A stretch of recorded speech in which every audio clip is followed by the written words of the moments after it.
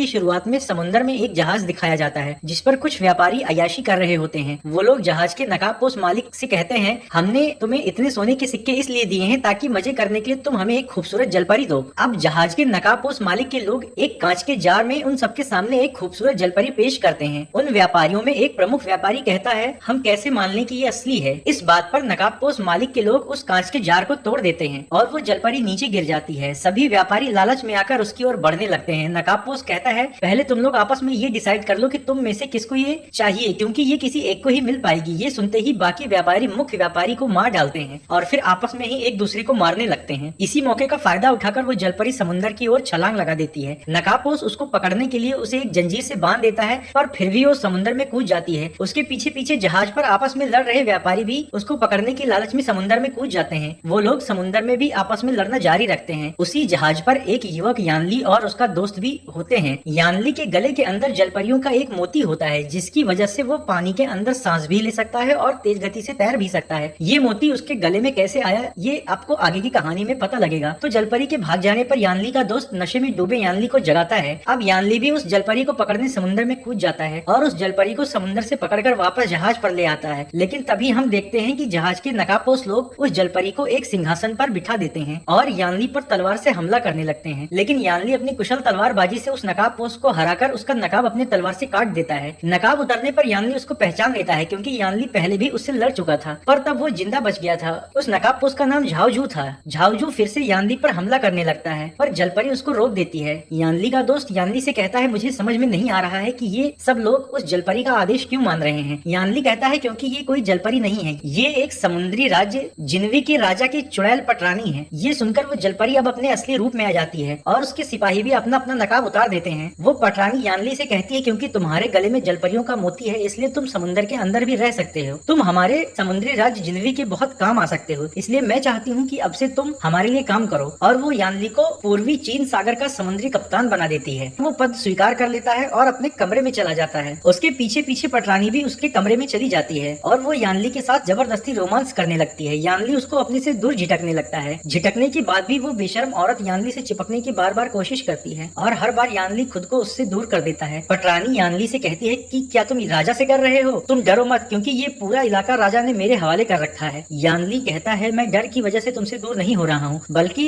मुझे तुममें कोई दिलचस्पी नहीं है इसलिए तुमसे दूर हो रहा हूँ। पटरानी कहती है, मैं जानती हूँ तुम्हारी दिलचस्पी तुम्हारी एक पुरानी प्रेमिका जलपरी में है जिसकी तलाश में तुम आज भी इधर उधर भटकते हो। यानली चौंक जाता है कि इसको ये कैसे पता लगा। दरअसल कई सालों पहले समुद्र में डूब रहे यानली को शियू नाम की एक जलपरी ने बचाया था। उस समय यानली समुद्र के अंदर सांस न ले पाने की वजह से मरने के कगार पर था, इसलिए शियू ने अपने गले के अंदर का जादुई मोती यानली के गले के अंदर डाल दिया, जिससे यानली तो बच गया और शियू की जलपरी वाली शक्ति चली गई और धीरे धीरे दोनों में गहरा प्यार हो गया। दोनों ने पीच ब्लॉसम आइलैंड में कुछ वक्त भी साथ गुजारा, लेकिन फिर अचानक एक दिन शियू कहीं चली गई। तब से आज तक यानली सभी समुद्री जहाजों पर यात्राएं करता है ताकि एक दिन वो अपने प्यार शियू से वापस मिल सके और उसको उसका मोती वापस लौटा सके। यानली पटरानी की बातों का कोई जवाब नहीं देता और कमरे से बाहर निकल जाता है। बाहर चादर से ढकी हुई कुछ लाशें रखी हुई होती हैं। यानली वहाँ खड़े दूसरे सेनापति झाओजू से इन लाशों के बारे में पूछता है। झाओ बताता है कि ये जापानी समुद्री लुटेरों की लाशें हैं। इन लोगों को पता नहीं किस जीव ने मारा है। वहाँ मौजूद एक सिपाही जो कि काफी डरा हुआ होता है, वो बताता है कि मैंने उस शैतानी जीव को देखा है, उसे मारा नहीं जा सकता। वो मुंह के रास्ते शरीर में घुसता है और फिर शरीर के अंदर का सब कुछ खाकर शरीर को खोखला कर देता है। इसी बीच वहाँ रखी एक लाश का पेट फूलने लगता है और फिर पेट फाड़कर वो शैतानी कीड़ा उसके पेट से बाहर आ जाता है। वो कीड़ा उस डरे हुए सिपाही के खुले हुए मुंह में घुस जाता है। इससे पहले कि वो शैतानी कीड़ा सिपाही के शरीर को भी अंदर से खोखला कर पाता, झाओ उसका गला काट देता है। अब एक दूसरा सिपाही उस शैतानी कीड़े को पकड़कर उसे एक बॉक्स में बंद कर देता है। वहाँ मौजूद पटरानी यानली से कहती है कि ये शैतानी कीड़ा घोष ड्रैगन किंग के शरीर से निकला है। ये कीड़े पेड़ की जड़ों की तरह हजारों की संख्या में बढ़ते रहते हैं और इसका यहाँ होने का मतलब ये है कि घोष ड्रैगन किंग अब अपने टापू से बाहर आने वाला है। अगर वो बाहर आ गया तो दुनिया में तबाही मच जाएगी। पर घोष ड्रैगन किंग कहाँ रहता है ये सिर्फ जलपरियों को ही पता होता है और जलपरियां ही घोष ड्रैगन किंग को रोक सकती हैं। इसीलिए हमें सबसे पहले जलपरियों को ढूंढना होगा और क्या पता इसी दौरान तुम्हें तुम्हारी पुरानी प्रेमिका जलपरी भी मिल जाए और तुमको उसके अचानक से गायब होने का राज भी पता चल जाए। यानली जलपरियों को ढूंढने के अभियान पर जाने के लिए खुशी से तैयार हो जाता है। पटरानी उससे बताती है कि आखिरी बार जलपरियों को पीच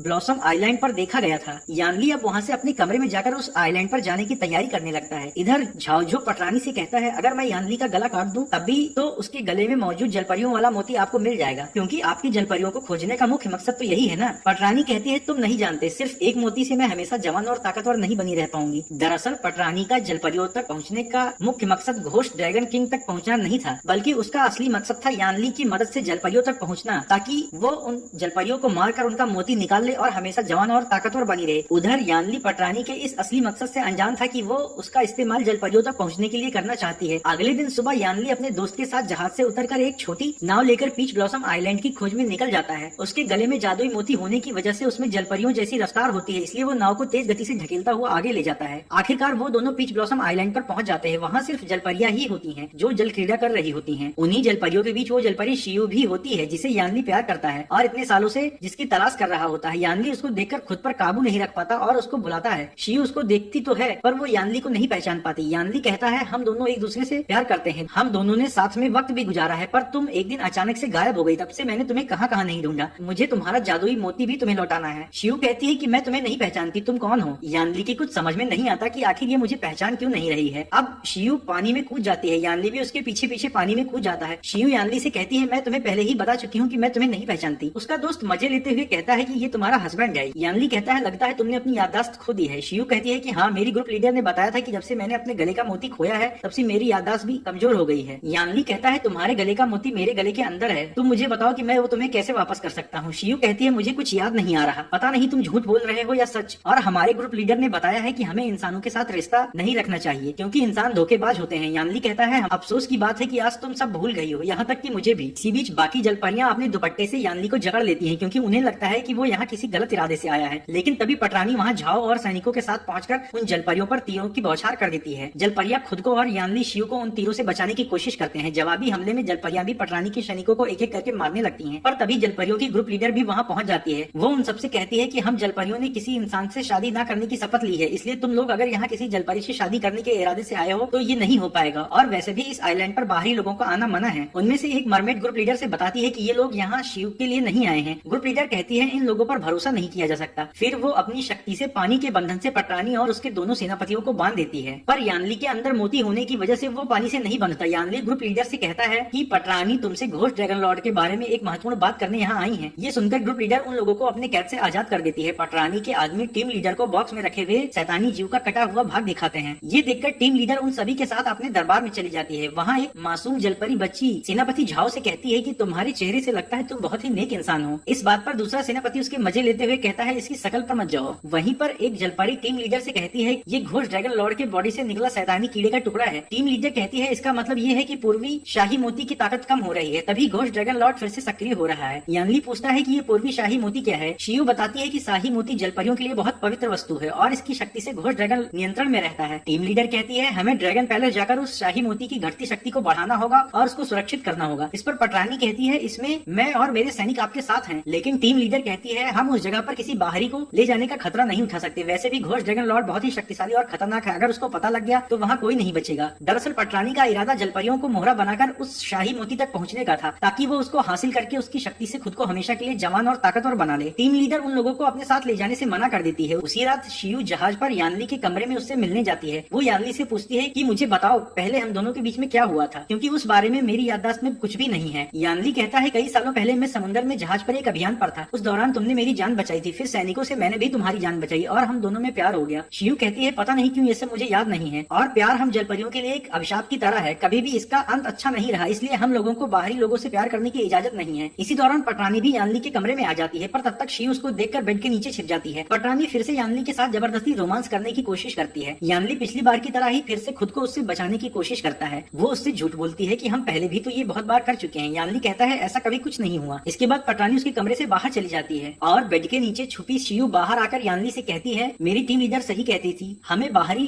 मर्दों पर भरोसा नहीं करना चाहिए, सभी धोखेबाज होते हैं। यानली कहता है, पटरानी झूठ बोल रही है, मेरे और उसके बीच में ऐसा कुछ भी नहीं है, वो हम दोनों के बीच दरार डालने के लिए ऐसा बोल रही थी। पर शियू नाराज होकर वहाँ से चली जाती है। अगले दिन टीम लीडर और कुछ जलपरियां ड्रैगन पैलेस में जाती हैं। एक जलपरी शियू को भी अपने साथ वहाँ ले जाती है क्योंकि गले के अंदर मोती न होने की वजह से शियू खुद नहीं जा सकती थी। वहाँ उन्हें ड्रैगन पैलेस का खंडहर और एक सिंहासन दिखता है। टीम लीडर कहती है, कोई भी आवाज नहीं करेगा क्योंकि आवाज से घोस्ट ड्रैगन लॉर्ड जाग सकता है। शाही मोती उसी सिंहासन के एक पत्थर पर लगा हुआ होता है। टीम लीडर कहती है, इसकी ताकत और चमक कम हो गई है। एक जलपरी उस मोती को निकालने की कोशिश करती है पर नाकाम रहती है। टीम लीडर कहती है, ये शाही मोती सिर्फ वही निकाल सकता है जिसे इसकी शक्ति द्वारा चुना गया हो और जिसमें टीम लीडर बनने की काबिलियत हो। कोई भी जलपरी उस मोती को हिला नहीं पाती, सिर्फ शियू ही उस शाही मोती को पत्थर से निकालने में कामयाब होती हैं। दूसरी ओर लालची पटरानी पीच ब्लॉसम आइलैंड पर आराम कर रही बाकी जलपरियों की अपनी सैनिकों से गला काटकर हत्या करवाने लगती है ताकि उनके गले से वो जादुई मोती ले सके। वो लोग उस छोटी जलपरी बच्ची को भी नहीं छोड़ते जिसने झाओ की तारीफ की थी। झाओ उस जलपरी बच्ची को बचाना चाहता है पर दूसरा सेनापति उस बच्ची का भी गला काट देता है और मोती निकाल लेता है। ये देखकर झाओ बहुत नाराज होता है पर मजबूरी में वो कुछ कर नहीं पाता। दूसरा सेनापति जलपरियों का गला काटकर इकट्ठा की हुई सारी मोती पटरानी को दे देता है। पटरानी उससे खुश होकर उसे भी एक जादुई मोती देती है। उधर पटरानी की हरकतों से अनजान टीम लीडर और बाकी जलपरियां वहाँ से शाही मोती लेकर वापस लौटने ही वाली होती हैं कि तभी घोष ड्रैगन लॉर्ड जाग जाता है। जलपरियां उसको रोकने की कोशिश करती हैं पर वो बहुत क्रोध में होता है और सब पर हमले करने लगता है। वो टीम लीडर को भी घायल कर देता है। इसी बीच यानली और उसका दोस्त भी वहाँ पहुँच जाते हैं। यानली अपने दोस्त से घोष ड्रैगन लॉर्ड पर बारूदी गोले फेंकने को कहता है। बारूदी गोलों के ब्लास्ट से घोष लॉर्ड की भुजाओं के टुकड़े होने लगते हैं पर उसकी अनंत भुजाएं होती हैं जो घटने की बजाय बढ़ती ही जाती हैं। टीम लीडर अपनी छड़ी की शक्ति से पानी के बहाव को ऊपर करके बाकी जलपरियों और यानली के साथ वहाँ से वापस पीच ब्लॉसम आइलैंड पर पहुँच जाती है। उसी रात यानली और शियू मिलते हैं और प्यार भरे लम्हे साथ में गुजारते हैं। शियू कहती है, मुझे बताओ कि मैं ऐसा क्या करूं कि जिससे मुझे हम दोनों का भूला हुआ प्यार याद आ जाए और मैं फिर से तुम्हें पहले की तरह ही प्यार कर सकूं। यानली कहता है, सब वक्त पर छोड़ दो। रात में पटरानी की एक नौकरानी जब उसके कमरे में जाती है तो उसे वहाँ एक बूढ़ी और बदसूरत चेहरे वाली औरत देखती है। दरअसल वो पटरानी ही होती है जो असल में बूढ़ी और बदसूरत होती है पर दिखावे के लिए वो एक जवान लड़की का चेहरा लगाती है और जवान रहने के लिए वो जलपरियों का मोती इस्तेमाल किया करती थी। अब क्योंकि नौकरानी ने पटरानी का असली चेहरा देख लिया था इसलिए वो नौकरानी को मार डालती है। अगली सुबह जलपरियां उस शाही मोती में अपनी शक्ति का कुछ भाग डालकर उसे फिर से शक्ति से भर देती हैं। लेकिन तभी पटरानी शाही मोती को पाने के लिए अपने आदमियों से जलपरियों पर हमले करवा देती है। पटरानी का दूसरा सेनापति पटरानी द्वारा मिले मोती को निगलने की वजह से शक्तिशाली हो गया होता है। वो टीम लीडर पर जानलेवा हमला करके उसे बुरी तरह जख्मी कर देता है और उसकी गर्दन पर तलवार लगाकर शिव से शाही मोती लेकर पटरानी को दे देता है। जलपरियां पटरानी से कहती हैं, तुमने मोतियों के लिए हमारे इतने जलपरियों का गला काट दिया, अभी भी तुम्हारा मन नहीं भरा। पटरानी कहती है, ये शाही मोती उन सब मोतियों से ज्यादा पावरफुल है, इससे मैं हमेशा जवान और शक्तिशाली बनी रहूंगी। टीम लीडर कहती है, अगर इस शाही मोती को तुमने खुद के अंदर समा लिया तो भले ही तुम जवान और शक्तिशाली बनी रहोगी पर इससे घोष ड्रैगन लॉर्ड सक्रिय होकर सभी समुद्री राज्यों में तबाही मचा देगा। पटरानी टीम लीडर की बात अनसुनी करके उस शाही मोती को खुद में समाहित कर लेती है जिससे उसमें जलपरियों की असीम शक्ति आ जाती है। वो अपने आदमियों से उन सभी को मार डालने को कहती है पर यानली और उसका दोस्त वहाँ बारूदी गोले का ब्लास्ट करके जलपरियों को लेकर वहाँ से बाहर की ओर निकल जाते हैं। घायल हो चुकी टीम लीडर मरने के कगार पर होती है इसलिए वो शिव से कहती है, मैं आज तुम्हें एक राज बताती हूँ। तुम्हारी प्यार वाली याददाश्त मैंने ही तुम्हारे दिमाग से मिटाई थी क्योंकि हम जलपरियों के लिए प्यार एक अभिशाप की तरह है और हमारा समुदाय एक साथ बना रहे इसलिए मुझे ऐसा मजबूरी में करना पड़ा। इसके बाद वो यानली के गले लगकर मर जाती है। उधर पटरानी पीच ब्लॉसम आइलैंड को तबाह करने के लिए जहाज पर लगी तोपों से उस पर हमले करवाने लगती है। ये देखकर टीम लीडर की मौत से दुखी जलपरियां पटरानी को रोकने के लिए शिव को टीम लीडर की जादुई छड़ी देकर उसे नया टीम लीडर बना देती हैं। यानली भी उसका समर्थन करता है और ये लोग पटरानी के जहाज पर हमला करने के लिए समुद्र में उतर जाते हैं। पटरानी का दूसरा सेनापति तोपों से आइलैंड और जलपरियों पर हमले जारी रखता है। मौका पाकर झाओ पटरानी के खिलाफ हो जाता है और तोप चलाने वालों को मारने लगता है। झाओ कई सैनिकों को अकेले मार गिराता है। तब तक जलपरियों और यानली भी जहाज पर पहुंच जाते हैं। वो लोग भी पटरानी के सैनिकों से लड़ने लगते हैं। ये देखकर पटरानी घोष ड्रैगन लॉर्ड को जगाने के लिए वहाँ से ड्रैगन पैलेस जाने के लिए निकल पड़ती है। शिव उसको देख लेती है और वो भी यानली के साथ पटरानी का पीछा करती है। ड्रैगन पैलेस में पहुंचकर पटरानी शाही मोती की शक्ति से घोष ड्रैगन को जगा देती है। घोष ड्रैगन अपनी अनंत भुजाओं से यानली और शिव पर हमले करने लगता है। शिव अपनी तलवार से उसकी भुजाएं काटने लगता है पर वो बढ़ती ही जाती है। घोष ड्रैगन यानली को जकड़ने पर उतारू होता है। वहीं दूसरी ओर पटरानी अपनी शक्तियों से शिव पर एक के बाद एक कई हमले करती है। शाही मोती की शक्ति के कारण पटरानी के आगे शिव बहुत कमजोर पड़ रही होती है। पटरानी शिव की जादुई छड़ी छीनकर उसको उसी से मार मार कर बेहाल कर देती है। ये देखकर यानली शिव को बचाने आ जाता है और पटरानी यानली को भी अपनी शक्तियों से उछालकर पटक देती है। घायल पड़ा यानली पास ही में घायल पड़ी शिव से बात करने की कोशिश करता है पर इस पर क्रोध से भरी पटरानी उसको समुद्र के अंदर ढकेल देती है। शिव के गले में मोती न होने के बावजूद भी वो यानली को बचाने समुद्र की गहराई में कूद जाती है। उधर शक्ति के घमंड में चूर पटरानी बहुत खुश हो रही होती है लेकिन शाही मोती पर पूरा कंट्रोल न होने की वजह से घोष ड्रैगन भी उसके कंट्रोल से बाहर हो जाता है और वो पटरानी की सारी ऊर्जा चूस लेता है जिसे पटरानी अपने पहले के स्वरूप यानी बदसूरत शैतानी जलपरी के रूप में आ जाती है। अब घोष ड्रैगन लॉर्ड पूरे पीच ब्लॉसम आइलैंड को निगलने लगता है जिससे पीच की कुछ पत्तियां समुद्र के अंदर बेहोश हो चुकी शिव के माथे पर चिपक जाती हैं। इससे उसकी प्यार वाली याददाश्त वापस आ जाती है। याददाश्त वापस आने पर वो बेहोश हो चुके यानली को किस करती है जिससे यानली के गले के अंदर का मोती वापस शिव के गले में चला जाता है। अपना जादुई मोती वापस पाने की वजह से शिव में जलपरी वाली शक्तियां फिर से आ जाती हैं और वो यानली को पानी से बाहर निकाल लाती है। वो यानली से बताती है कि मुझे हम दोनों का प्यार याद आ गया है। इसके बाद वो बेकाबू हो चुके ड्रैगन के अंदर से शाही मोती को वापस खींचकर ड्रैगन को उसी मोती में कैद कर देती है और वो मोती को उसी सिंहासन पर पुनः स्थापित कर देती है। शक्तिहीन होकर वहाँ पड़ी पटरानी से शिव कहती है कि इतना सब करने के बाद भी तुम फिर से अपने असली रूप में आ गई। आखिरकार पटरानी मर जाती है। अब जलपरी समुदाय की सारी जिम्मेदारी शिव पर आ गई होती है और वो टीम लीडर भी बन चुकी होती है। इसलिए अपने दिल पर पत्थर रखकर वो यानली के दिमाग से दोनों की प्यार की यादें मिटा देती है। यानली उसको ऐसा न करने को कहता है पर शियो कहती है हम दोनों की आगे की जिंदगी के लिए बहुत जरूरी है। इस तरह ये फैंटेसी लव स्टोरी यहीं खत्म हो जाती है। अगर आपको भी ये कहानी पसंद आई हो तो वीडियो को लाइक और शेयर करें और चैनल को सब्सक्राइब करना ना भूलें।